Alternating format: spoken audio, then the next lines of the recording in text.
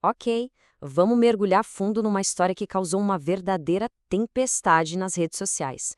Tudo por causa de uma única postagem que, olha, balançou e muito o cenário político.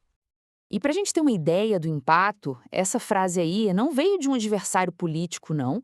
Quem disse isso foi o senador Tim Scott, que é do mesmo partido, o Partido Republicano. Isso já dá uma dimensão da gravidade do que foi postado. Mas, afinal, o que tinha nesse vídeo para causar uma confusão tão grande? Para entender toda essa indignação, a gente precisa olhar de perto o que foi publicado. Então, vamos lá. A história começa na noite de 5 de fevereiro de 2026. De repente, surge uma postagem na conta do Donald Trump no Truth Social, que é a rede social dele.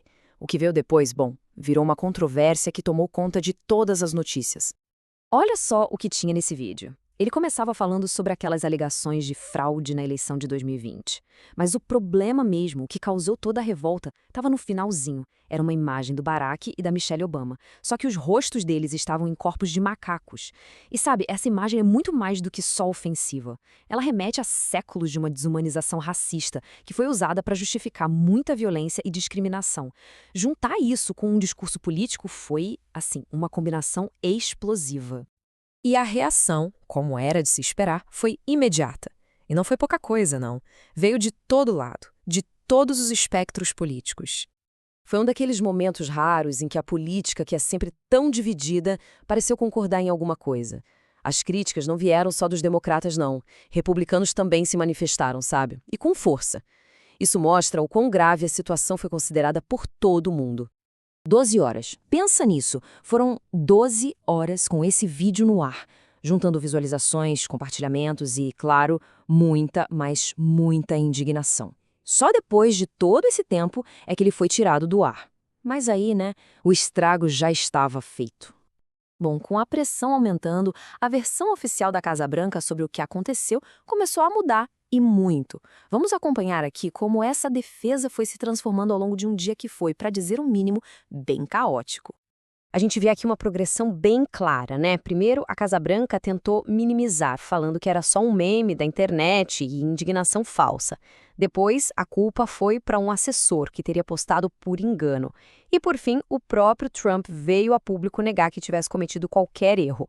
A defesa do Trump se baseou basicamente na ideia de que ele não tinha visto tudo. Ele disse aos repórteres que só viu a parte sobre fraude eleitoral e que não viu a imagem ofensiva no final.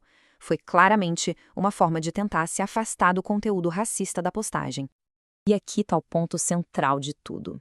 Mesmo condenando a imagem racista quando foi perguntado sobre ela, o Trump se recusou a assumir a responsabilidade. E mais, confirmou que não ia pedir desculpas. Então, o que poderia ter sido tratado como um erro acabou virando um ato de desafio. E aí, claro, ficou a grande questão no ar que dividiu opiniões. Foi só um erro? Um acidente infeliz? Ou foi um ato político pensado, deliberado? E com isso a gente tem duas versões completamente diferentes da história.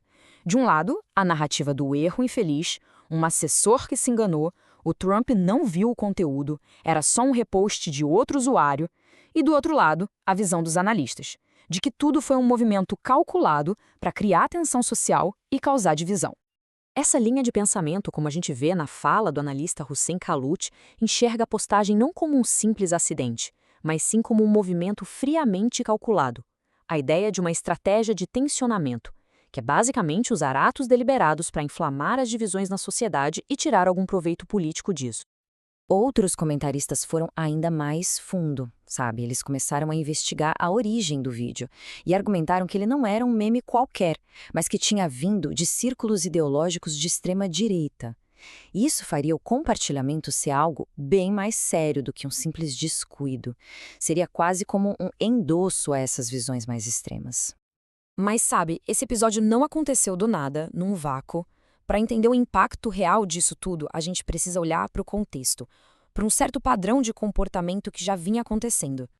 A imprensa, como a CNN e outros veículos, não demorou para apontar que esse não era um caso isolado. Na verdade, era só o mais recente de uma série de postagens da conta de Trump com conteúdo, digamos, racialmente sensível. Juntando tudo, se forma um claro padrão de controvérsia. No fim das contas, esse incidente todo acaba servindo como um exemplo bem forte do poder que as redes sociais têm na política de hoje. E deixa no ar uma pergunta bem preocupante, né? Como é que uma única postagem, uma só, pode ser capaz de inflamar tanto as tensões e testar os limites da coesão de uma nação inteira?